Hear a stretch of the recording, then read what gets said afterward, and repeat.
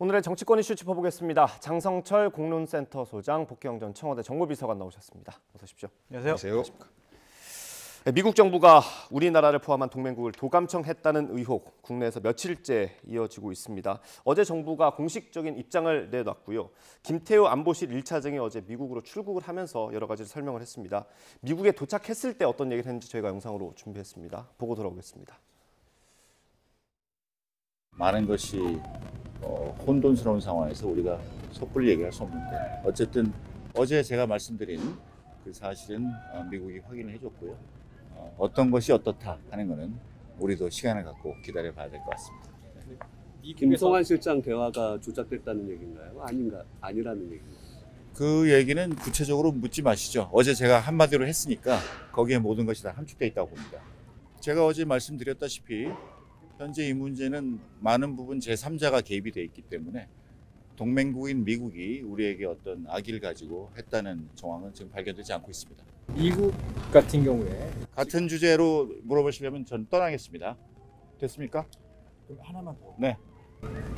아니 미국 같은 경우에 지금 다른 주제 물어보세요. 네. 네, 저희가 전체 영상을 다 보여드리지 못했고요. 저렇게 한 다음에 이제 한미 정상회담 의제를 물어보니까 답을 하기는 했습니다. 일단 어제 정부의 공식 입장 그리고 김태호 안보실 1차장의 설명이 있었는데 제가 말꼬리 잡는 건 아니지만 상당수 조작이라는 정부의 해명 그리고 악의적인 조작, 악의적인 도감청 이 부분에 대해서 좀 의문이 생길 수밖에 없습니다. 악의적인 도청이 있고 악의적이지 않은 도청이 있는지. 글쎄 저렇게 반응을 보이고 해명을 하는 것이 과연 맞는 것이냐라는 저는 생각을 좀 갖고 있습니다. 김태호 차장의 지금 태도나 말투 같은 걸 한번 봐보세요. 예.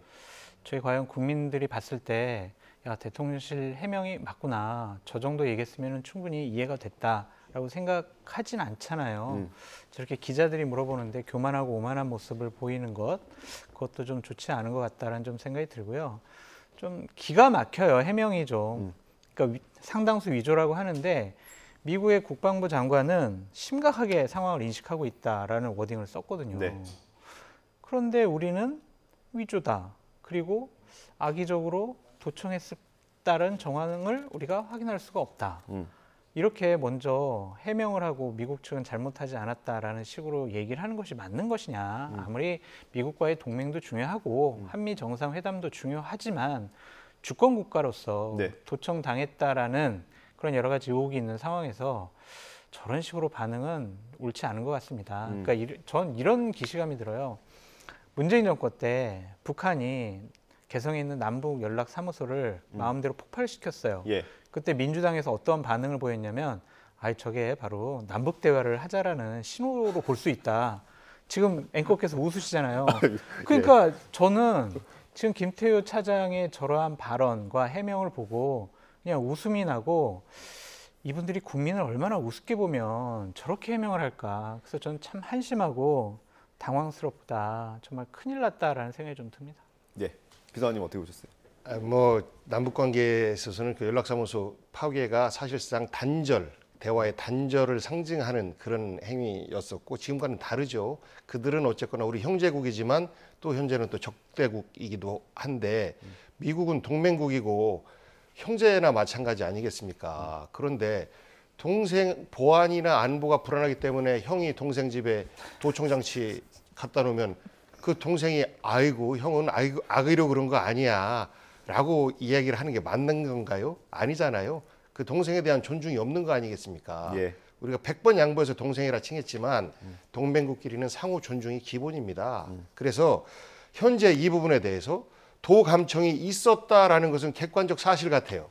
그러면 도감청이 있었다라는 것을 미국이 인정하잖아요. 미국의 국무부 대변인이 매우 민감한 자료가 대중에 유출됐다. 심각한 문제다. 그리고 NSC 그 전략소통관 같은 경우에는 공공에 없어야 될 자료가 공공에 나와 있다. 네. 이거 끝까지 조사하고 철저히 밝히겠다라고 예. 이야기를 하지 않습니까? 그러면 했다는 거예요. 했다는 건데 우리 같은 경우는 그걸 인정하지 않고 있고 그런데 말이 묘해요. 아까 김태호 차장 말 예. 속에 악의로 했다는 것은 밝혀지지 않았다. 예. 악의가 없었다라고 하는 것은 했다는 거 아니겠습니까? 그러니까 이게 해석의 여지가 있어서 좀 그러니까요. 선의로 했을 겁니다라는 거예요. 그런데 이 부분에 대해서는 전 세계적으로 우리 대한민국의 대응이 정말 비상식적인 거죠. 지난번 한일 정상회담 때 일본의 언론에서 독도 이야기 꺼냈었다, 후쿠시마 원전 얘기 꺼냈었다라는 것에 대해서 일본 언론은 막 쏟아내는데 우리 정부는 사실 대응을 못하고 우리 국민들한테만 아니다라고 얘기를 하고 오히려 국론 분열이다 했는데 이번도 똑같아요. 도감청이 이루어진 것은 우리 주권에 대한 심각한 침해임에도 불구하고 제1성이 만약 이런 일이 사실이라면 양국의 신뢰관계를 훼손하는 심각한 문제이다. 유감을 표하지 않을 수 없다라고 하면서 왜 그랬는지에 대한 경위 파악과 정황 파악에 대해서 국민 여러분께 소상히 보고드리겠다라고 하는 게 정상이거든요.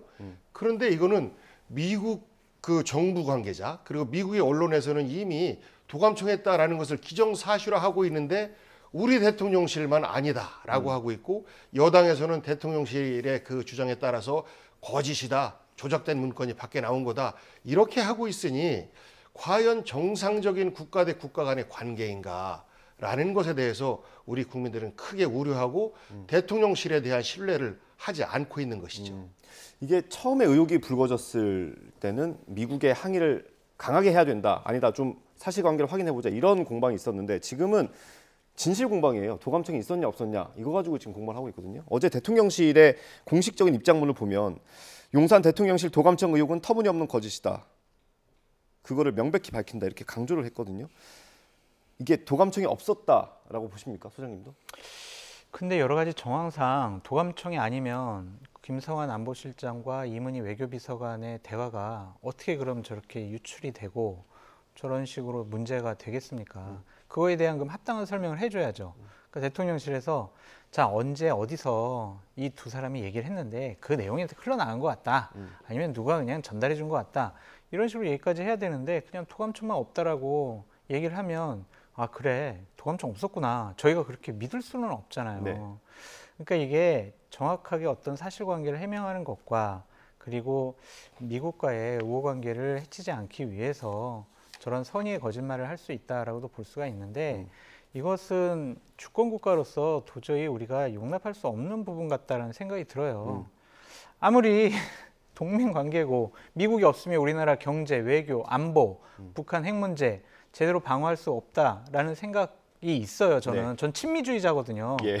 그럼에도 불구하고 미국이 우리나라 대통령실, 안보실 여기를 도청을 했다라는 의혹이 있으면 외교 경로를 통해서 원론적이고 원칙적인 문제 제기를 하고 예. 거기 합당한 해명을 받아야지 우리가 나서서 먼저 에이 도청 없었을 거예요. 조작됐어요. 아니에요. 이런 식으로 하는 게 과연 주권국가로서 해명할 일이냐. 저는 좀 상식적으로 이해하기 어렵다라고 네. 말씀드립니다. 그 공식 입장 발표된 이후에 저희 취재기자들이 이제 관계자와 통화를 해서 이제 기사를 쓰기도 했는데 이제 두 사람의 휴대전화나 어떤 사적인 영역이 좀 도청이 됐을 가능성에 무게를 두는 것 같더라고요. 그럴 가능성은 어떻게 보세요? 사적인 영역 도청을 미국에서 뭐하러 하겠습니까? 물론 정보를 수집하는 과정에서 그런 부분들도 포착이 될 수도 있겠죠. 그러면서 약점이 만들어지면 그 사람을 친미적인 어떤 일종의 정보원으로 활용할 수도 있겠죠. 네. 그런 전쟁은 전 세계적으로 동맹국이든 적대적이든 가리지 않고 진행을 합니다. 그 정보를 수집하고 사람 대 사람으로 일종의 간첩 활동인 거죠. 예. 그러면서 정보를 수집하고 하는 것들은 일상인데 이게 들킨 거예요. 들키면 잘못했습니다 해야 되는 겁니다. 그것은 동맹국이든 적대국이든 과거에 메르켈 총리의 휴대전화를 도청한 것 걸렸잖아요. 네. 결국에는 사과할 수밖에 없었던 내용 아니겠습니까? 똑같이 주권국가의 위신을 지켜야 되는데 오히려 미국은 그런 나라가 아니야. 그럴 리가 없어라고 변명을 해주는 것. 이것이 지난번 일본과의 정상 그 회담 외교를 이 정부의 성과로 만들기 위해서 무리의 수를 뒀던 거 아니겠습니까? 예. 그래서 우리 민심이 위반됐는데 이번에도 한미 정상회담이 또 있어요. 70주년이면 정말 큰 행사이기도 한데 이때 미국이 큰 약점을 잡힌 겁니다. 예. 이 약점을 잡혔으면 정상회담에서 우리가 그러면 어떤 것들을 우리 대가로 가져올지 그러면서 우리 동맹을 흔들리지 않게 어떻게 유지할지가 우리에게 매우 중요한 과제가 되는 것이고 협상에서의 도덕적 우위를 우리가 갖게 되는 것인데 도덕적 우위를 못 갖게 됐어요. 왜? 도청을 한 당사자 국가는 인정을 하는데 도청 당한 대한민국은 아니야 그런 적 없어 라고 부정을 하고 있으니 정상회담에서 우리가 지금 반도체라든지 그리고 그 IRA라든지 이런 부분에 대해서 조금이라도 이런 거라도 우리가 빼줘야 우리 국민들에게 갖다 줘야 위로가 될 수 있다라고 이야기할 수 있는 거 아니겠습니까? 예. 그런데 미국은 그런 나라가 아니다라고 오히려 나서서 미국의 이런 불법적 행위를 대한민국 대통령과 대통령실이 나서서 가려주고 있는 이런 모습은 정말 이건 주권국가로서의 상식적인 모습이 아니기 때문에 국민들이 걱정하는 것이고, 그리고 이런 이유가 왜 발생됐느냐라는 것에 대해서도 뭐 갑론을박이 있고 용산 이전, 청와대 졸속 이전 때문에 그렇다라는 것들은 일종의 부수적인 그냥 정치적 부산물이에요. 핵심은 동맹국가인 미국이 동맹국가인 대한민국을 도청했다. 그것도 대통령실을. 이 부분이 정리가 돼야 되는데 정리를 안 하고 초점을 다른 데로 옮기려고만 하는데 급급한 이런 모습을 보이기 때문에 이 안정적인 나라인가 이것이 이런 의구심을 갖게 되는 겁니다. 예. 그러니까 대통령실 공식적인 입장은 이거잖아요. 대통령실 도청은 없었어. 예. 그냥 김성한 안보실장의 휴대폰을 감청한 것 같아. 예. 이런 입장이잖아요. 예.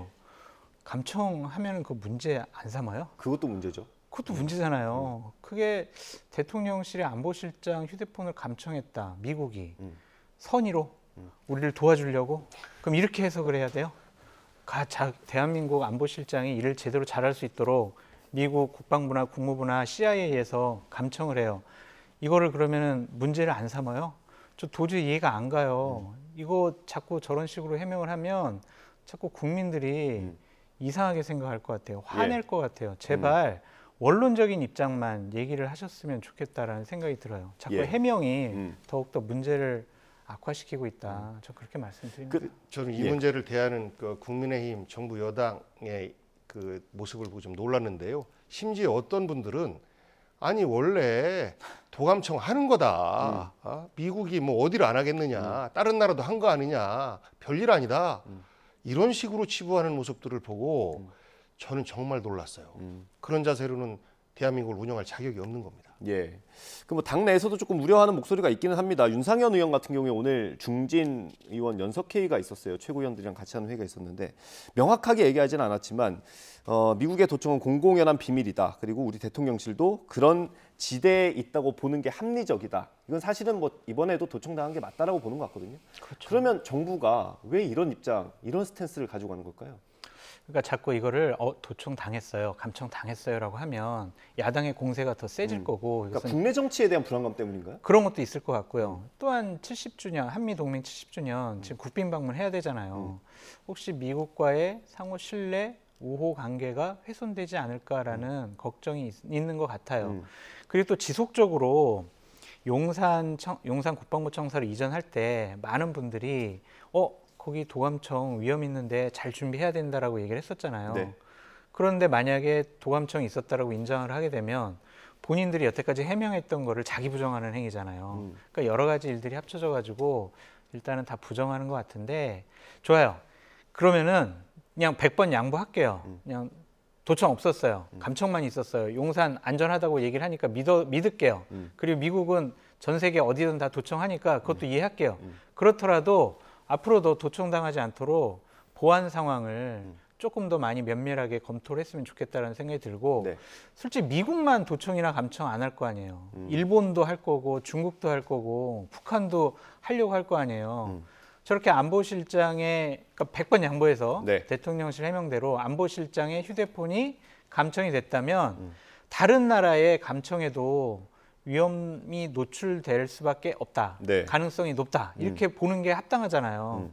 그런 일이 벌어지지 않도록 대통령실에 있는 참모들 그리고 대통령의 휴대전화 이런 것도 제대로 좀 점검 다시 한번 해봤으면 좋겠다라는 생각이 듭니다. 뭐 전적으로 저도 동의를 하면서 지금 대통령실에서는 이번 70주년을 맞이해서 국빈 방문을 하는데 네. 과거에 이명박 정부가 그 미국 의회에서 연설한 이후에 이제 우리 윤석열 대통령이 가는 거 아니겠습니까? 예.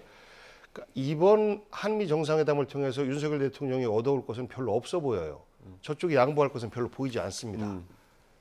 뭐 하나 있냐면 미국 의회에서 연설했다라는 것 하나를 자랑거리로 삼으려고 하는데 혹시 이 문제가 발단이 되어서 연설을 하는 이 계획 자체가 지장을 받지 않겠느냐라는 우려가 굉장히 커 보여요. 그래서 그것을 지키기 위해서 별거 아니니까 그냥 진행합시다라는 어떤 협상을 하기 위해서 김태호 차장이 간 것 아닌가. 저는 이러한 추측을 충분히 해볼 수 있는 것 아닌가 싶어요. 이게 정상적으로 좀 작동이 됐다면 도청이 있던 사실이 확인이 됐으면 미국에 사과를 요구하고 그걸 또 국민에게 설명하고 이런 경우에야말로 그 미국과는 어쨌든 끈끈한 동맹 관계니까 우리가 피해를 당했지만 사과를 크게 하니까 우리가 그럼 일단 이번에는 어떤 재발 방지 약속을 받고 넘어가겠다. 이런 정도 프로세스가 있었어야 되는 거 아닌지. 그게 정확한 프로세스죠. 예. 그것이 그냥 주권 국가로서 당연히 해야 될 최소한의 원칙적인 입장인데 어제 국민의힘 여당 인사가 어떤 얘기까지 했냐면 참 이거 제 입으로 얘기하는 것도 참 부끄러운데 예. 정보 수집은 우리도 한다. 알아도 아는 채 않는 것이 성숙한 태도다. 이렇게 얘기를 했어요. 예. 누가 여권 인사가 그렇게 얘기를 예. 했어요. 아, 여권 인사로만 나왔습니까? 아니 정확히 나와 있는데 그건 누군지 말씀드리긴 좀 알겠습니다. 그렇고 그러니까 그러면은 도청을 당했어요. 근데 그거를 아는 척하면은 미성숙한 태도인가요? 도청 당한 거 알았으면은 너희들 도청하지 말라 이렇게 해야죠.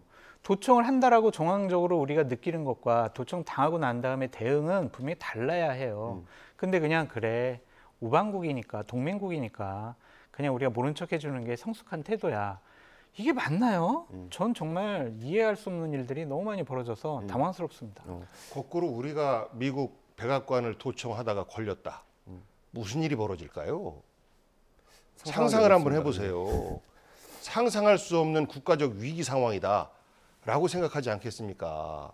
똑같은 거예요. 역지사지 해보면.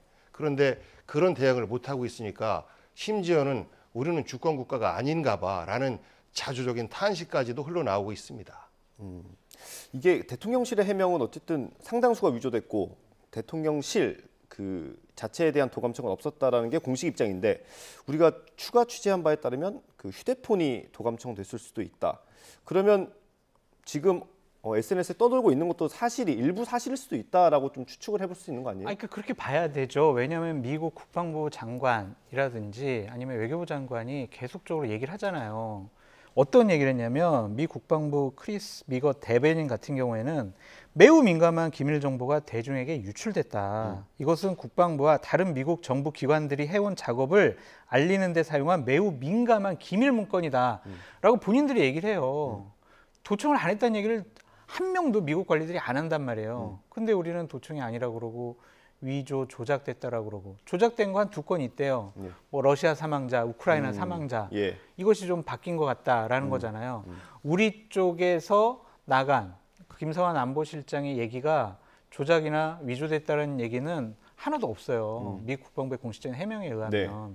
그러면은 이거는 도청이 있었고 김성환 실장의 발언은 사실에 맞다라고 보는 게 합당한 추론이죠. 예. 그러니까 미국의 입장은 이 문제를 대하는 데 있어서 2가지여야 되거든요. 하나는 동맹국인 대한민국에 크나큰 결례를 한 것.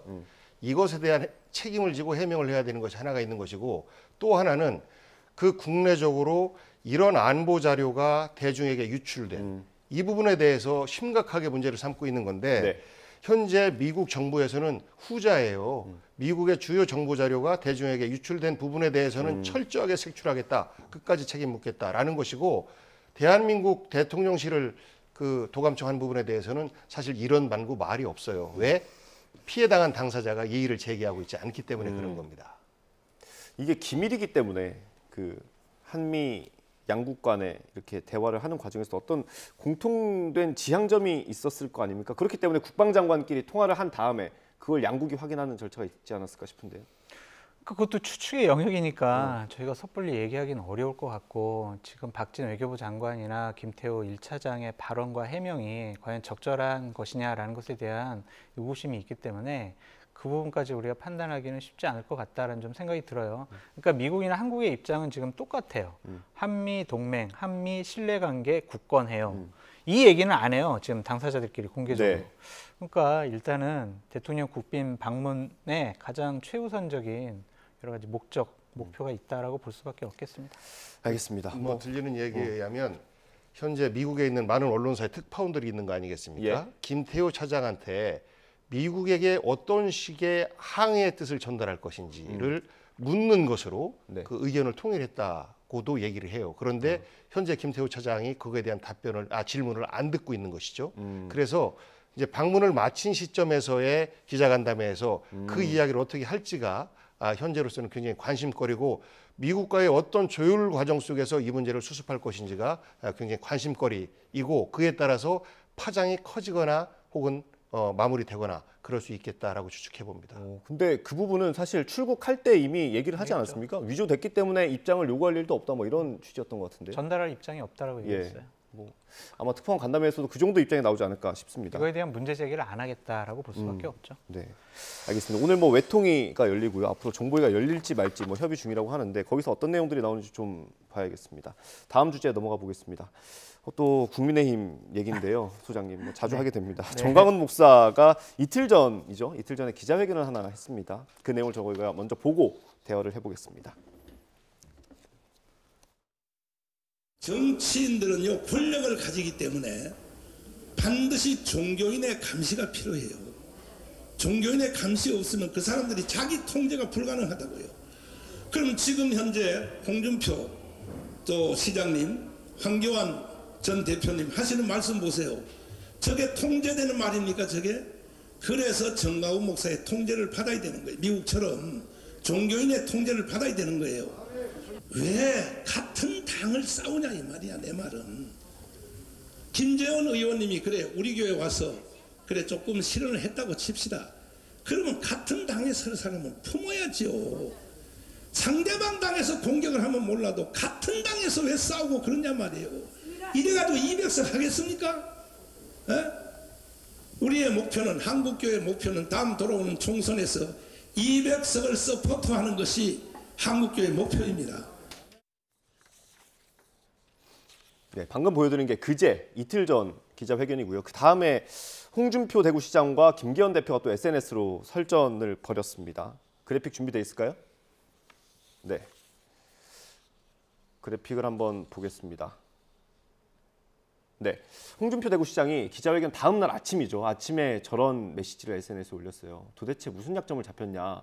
그러니까 김기현 대표가 우리 당원 아니다라고 이제 계속 해명을 하고 있는데 그거 가지고 되겠냐 뭐 이런 취지였고요. 그리고 김기현 대표가 또 SNS에 이런 걸 올렸습니다. 김기현 대표가 올린 메시지에 홍준표 시장이 있진 않지만 당과 당원의 명예를 실추시키는 언행에 엄중 경고한다. 뭐 누가 봐도 홍준표 시장을 얘기하는 것 같은데요. 어떻게 보셨어요? 그러니까 김기현 대표랑 홍준표 시장 사이가 원래 좀 안 좋아요. 두 분도 안 좋습니까? 네, 두 분도 김재원 안 최고랑만 안 좋은 게 아니라? 네. 왜냐면은 지난번 대선 후보 경선 때도 김기현 후보가 원내대표였지만 뭐 상당히 좀 윤석열 후보를 좀 미는 그런 모습 보였고 네. 그 전에 같이 이제 울산과 뭐 대구긴 하지만 상당히 좀 사이가 그렇게 원만치가 않아요. 그래서 그러한 사적인 여러 가지 인연 아니면 과거의 문제가 이러한 감정적인 대립을 불러일으키고 있다라고 일단 봐야 될 것 같고요. 또한 정광훈 목사와 관련해서는 당의 방침이 서 있는 것 같습니다. 네. 그러니까 장해찬 최고위원 같은 경우에는 정광훈 목사에 대해서 이제 자꾸 이렇게 간섭하는 걸 용납하지 않겠다라는 표현을 썼고 네. 어제 일부 언론의 보도에 의하면 대통령실에서 김재원 최고위원에 대한 징계를 요구했다 이런 식의 얘기가 있잖아요. 네. 그러니까 일단은 16일인가요? 그때 윤리위원회를 구성을 해서 네. 김재원 최고에 대한 일단 징계를 시작을 하겠다 이런 방침이 좀 서 있는 것 같습니다. 그러니까 김재원 최고를 징계하겠다라는 것은 정광훈 목사에 대한 이제 손절, 단절을 시작하는 공식적인 하나의 시금석이 될 것이다라고 보여지고요. 일단은 정광훈 목사에 대한 고마움이 당에 있는 지도부는 있는 것 같고 정광훈 목사는 지분이 있다라고 생각을 하는 것 같아요. 문재인 정권 시절에 문재인 정권 타도 뭐 이러한 거리 주말 집회를 네. 정광훈 목사가 정말 몇 년 동안 계속 유지해 왔었거든요. 사람 숫자를 그렇게 유지하는 게 쉽진 않죠. 거리 투쟁하는 거 쉽지가 않거든요. 그리고 일요일 날 정광훈 목사 목회 활동을 할 때 많은 정치인들이 가서 네.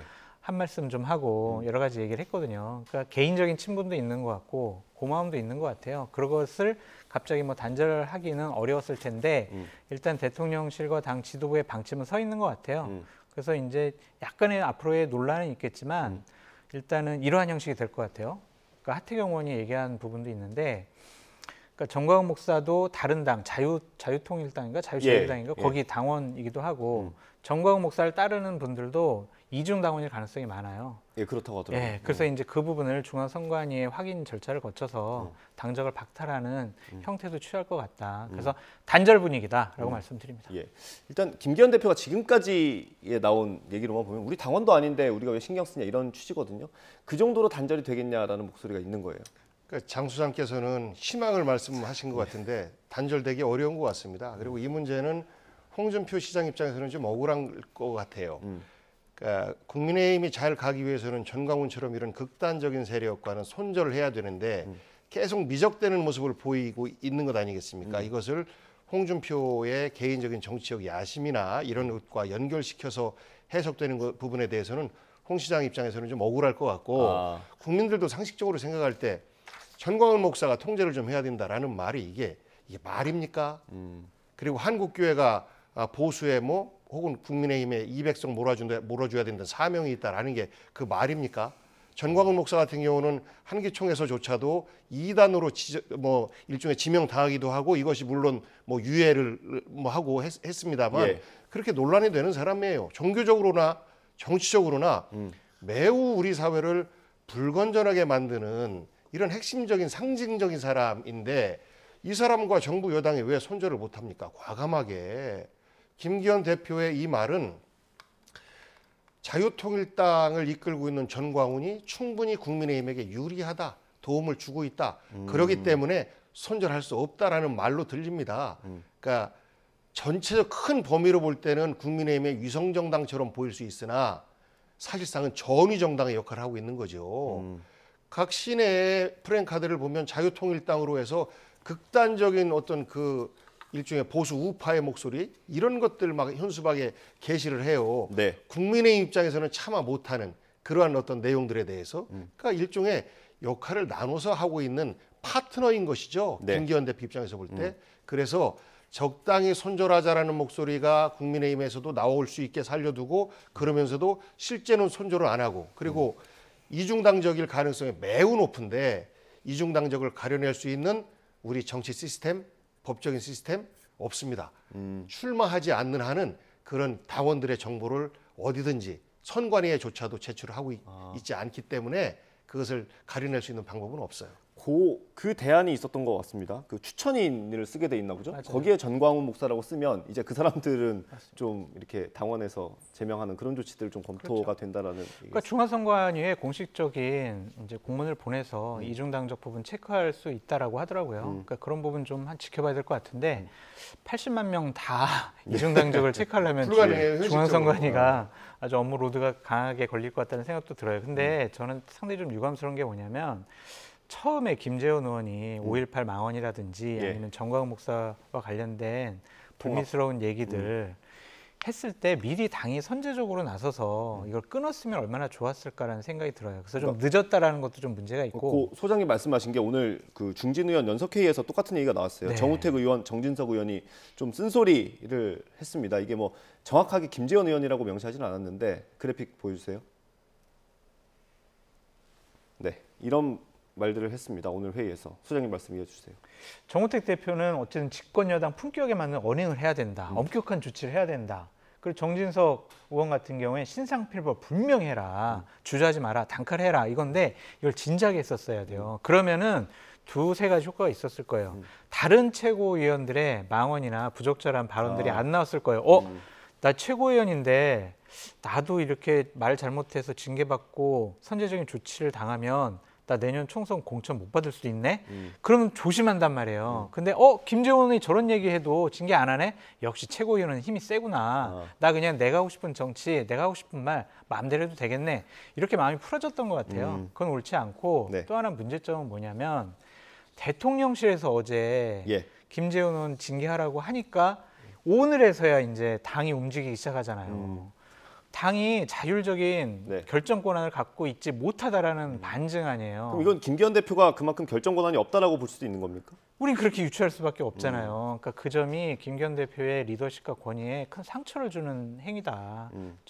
좀 시점을 좀 놓친 것 같아서 너무 안타깝습니다. 그 김재원 최고 같은 경우는 지금 자숙하는 중인데 어쨌든 내년 총선에 출마하기 위해서 최고위원회에 나왔을 거 아닙니까? 네, 그렇죠. 그러면 이 징계하는 과정에서도 좀 논란이 있을 것 같은데. 어떻습니까? 근데 뭐 윤리위원회에서 징계를 하게 되면은 최고위원회에서 뭐 결정을 하게 되어 있긴 하지만 그거는 뭐 그냥 통과될 것 같아요. 현재 분위기상. 네. 자칫 잘못하면 김재원 최고는 내년에 공천 못 받을 가능성도 높고 출마하지 못할 가능성도 높다. 징계 그렇게 볼 받으면 수밖에 사실상 없어요. 출마 못하는 거 아니에요? 그러겠죠. 왜냐하면은 공천 심사를 할 때 점수가 낮아지지 않습니까? 저런 것들 다 검토를 하거든요. 그러면은 상징적으로 김재원 최고는 공천 못 받을 가능성이 높지 않을까라고 전망해 봅니다. 예. 저는 그렇게 보지 않는 것이 네. 만약에 김재원 최고에 대한 내년 총선을 뭐 출마할 길을 봉쇄한다라고 하면 이 전광훈 목사를 중심으로 한 그야말로 그 태극기 부대 네. 이분들이 반발하게 되고 이들이 하나의 정치 세력을 만들 가능성이 있어요. 그리고 뭐 좀 이따 이야기할지 모르겠습니다만 박근혜 전 대통령이 지금 이제 외부 활동을 시작했다. 예, 이제 얘기하려고요. 예. 라는 말도 있는데 그런 것과 연결되어서 자칫 국민의힘의 대우가 흐트러질 수 있는 이런 가능성이 있기 때문에 저는 두려워서라도 김재원 최고에 대한 그 징계를 설령한다 하더라도 내년 총선 출마와는 무관한 정도의 가벼운 징계에 머물 수가 있다라고 생각해요. 네. 그런데 저는 아까 정진석 그 정우택 두 중진 의원들이 하신 말씀처럼 지금 비록 시기가 늦었지만 이런 국민들이 생각할 때 말도 안 되는 이런 세력들과는 과감하게 손절하는 그런 여당의 모습을 상식적인 국민들은 기대하고 있을 것 같습니다. 예, 뭐 얘기를 꺼내주셔가지고요. 박근혜 전 대통령이 어제 사면 이후에 공개 행보를 처음으로 시작을 했습니다. 이게 공교롭게 또 총선 한 1년 정도 앞둔 시점이라서 정치적 행보 아니냐 이렇게 해석을 많이 하고 있는데 어떤 의도라고 보세요? 유영아 변호사 공천 줘 이러한 투쟁의 모습을 보이는 것 같아요. 그 한 사람을 위해서. 네. 그러니까 다른 어떤 정치적인 의도가 있어 보지는 않습니다. 뭐 일설에는 최경환 전 장관이라든지 아니면 우병우 수석을 같이 뭐 박근혜 쪽 박근혜 전 대통령의 몫으로 공천을 좀 줬으면 좋겠다. 뭐 그러한 행보를 보이는 거다라는 분석이 있는데 예. 뭐 그분들은 신경 안 쓸 것 같아요. 그냥 오로지 유영아 변호사 내년에 네. 원하는 곳에 공천을 줘야 한다라는 정치적인 행보를 앞으로 더 강하게 할 것 같다라는 좀 생각이 들어요. 그러니까 19일 날 김기현 당대표를 또 만난다는 거 아니에요. 예. 그 자리에서 무슨 얘기 하겠습니까? 아, 왜냐하면 작년과 재작년 한번 봐보세요. 작년에도 유영아 변호사 대구시장 예. 공천 주라고 얼마나 경선에서 한번 떨어지지 않았어요? 떨어졌죠. 그런데 박근혜 전 대통령이 유영아 변호사 공천 주라고 그때 윤석열 당선인 만났을 때도 예. 얘기했다. 그 유영아 변호사를 옆에 배석시켰다. 아. 이런 얘기까지 나오고 있잖아요. 그러니까 다른 거보다는 그 유영아 변호사에 대한 집착이 좀 강하신 것 같은데 안 그러셨으면 좋겠어요. 그냥 공기 좋은 비슬산 아래에 지금 사저가 있거든요. 예. 거기서 그냥 정치인들 오면은 덕담하시고 국민들을 위해서 좋은 말씀 하시면 되지 왜 저렇게 특정인에 대한 지지 의사를 밝히시려고 하는지 좀 이해가 되지 않습니다. 예. 소장님의 해석에 대해서 어떻게 보세요? 일견은 맞고 저하고는 조금 다른 측면은 네. 다음번 총선을 진행할 때 윤석열 정부 중심의 공천을 할 텐데 이미 이명박 정부와 윤석열 정부는 뭐 거의 그 인사들이 거의 똑같다라고 할 정도로 이명박 정부 인사들은 다 흡수를 하고 있는데 네. 반면 박근혜, 그러니까 친박 인사들은 상대적으로 지금 소외되어 있는 이런 상황이란 말이죠. 그런데 통합공천이라든지 최대한 그 공천의 불협화음을 최소화시키려면 그분들 또한 받아 안아야 되거든요. 그 과정에서 박근혜 대통령이 친박 인사들을 정치권에 진출시키고자 하는 혹은 살아남게 하고자 하는 이러한 어떤 그 노림수가 숨어져 있는 것 아닌가. 그래서 일정 정도 유영아 변호사를 비롯해서 일부 인사들을 내년도 TK 쪽에서 당선 가능한 지역에서 공천받게 만들고자 하는 이러한 어떤 1년여 정도의 어떤 그 프로젝트가 시작된 것 아닌가라는 생각을 하기에 충분히 상식적인 어떤 추론일 수가 있어서 저는 만약 그렇게 하면 국민의힘은 그 이명박 세력이나 박근혜 세력 이분들이 통합되는 모습을 보일 수 있을지 모르겠습니다만 중도층의 우리 유권자들로부터는 외면받을 가능성이 굉장히 커 보인다라는 조언을 좀 드리고 싶어요. 국회의원 비서관님의 역사가 조언은 거꾸로 가서는 안 됩니다. 맞는 말인데 분석은 좀 객관성이 결여돼 있다. 주관적인 희망이 지금 투영되어 있다고 볼 수밖에 없어요. 예. 제발 국민의힘 구구 세력인 정광훈 목사 세력과 탄핵 세력인 박근혜 세력과 힘을 합쳐라. 예. 그럼 우리 민주당이 선거에서 이길 수 있다. 그런 식의 분석을 내놓는 것이 아닌가라는 예. 생각이 듭니다. 뭐 의도가 있든 없든 박근혜 전 대통령이 외부 활동을 많이 하면 유영하 변호사의 얼굴이 언론에 많이 노출되는 건 사실인 것 같습니다. 어제도 보니까 백브리핑을 직접 해주더라고요. 앞으로 또 어떤 활동을 할지 지켜보고요. 저희가 짧은 시간 마지막 주제 짧게 다뤄보겠습니다. 윤관석 의원에 대한 압수수색이 진행이 되고 있습니다. 2021년 전당대회 과정에서 돈을 받았다는 혐의를 지금 검찰에 포착을 한 건데 이게 이정근 전 사무부총장과 관련이 돼 있는 것 같더라고요. 이 인물이 어떤 인물이고 좀 어떤 일들이 있었던 건지 궁금하긴 한데 앞으로 수사가 좀 확대될 가능성이 있을지 저희가 짧게 한 1분 정도씩 듣고 마무리해야 될 것 같습니다. 이정근 씨에 대한 수사는 1년 넘게 진행되어 왔었고 이미 검찰의 구형까지도 다 마무리됐는데 오늘 아마 선고가 1심 선고가 있을 겁니다. 예. 그런데 지금에 와서 또 다른 별건이 좀 튀어나온 거거든요. 그러니까 이 모습은 최대한 건수가 있으면 끝까지 판다, 탈탈 턴다라는 모습이에요. 그리고 요즘 전당대회를 하면서 돈 봉투 뿌리는 거 못 봤습니다. 저도 뭐 지역위원장을 하고 여러 차례 경험이 있습니다만 요즘은 뭐 위원장들에게 뭐 당원들에게 밥값 줘, 그 교통비 줘 이런 것들 있으면 바로 신고가 들어가기 때문에 큰일 나요. 그래서 네. 감히 하지 못하는 짓인데 만약에 뭐 불법 정치 자금이 오갔다라고 하면 개인적인 어떤 비위 문제로 될 가능성이 매우 높은데 지금 이 시점에서 다시 1년 전체 수사 마무리된 것 검찰 구형까지 끝난 것을 다시 끄집어내는 의도가 무엇냐 그리고 국회에 대한 압수수색을 이렇게 상식적으로 특히 야당에 대해서 하는 것이 상식적이냐라는 의구심을 품게 하는 이런 내용 아닌가 싶습니다. 예, 잘못한 부분은 바로 잡아야 되죠. 짧게 설명드리고요. 이정근 전 사무부총장이 오늘 1심 판결을 받은 건 사업가로부터 10억 원 정도의 금품을 수수한 혐의에 대한 1심 선고가 오늘 있었던 겁니다. 구형량보다 높은 징역 4년 6개월이 선고가 됐다고 하고요. 오늘 윤관석 의원에 대한 압수수색은 이거랑은 좀 다른 건인 것 같습니다. 예. 그렇죠. 송영길 당시 후보 캠프에서 중요한 역할을 했던 윤관석 의원이 돈 봉투를 전달받았다. 그럼 뭐 통화 내역이 있다.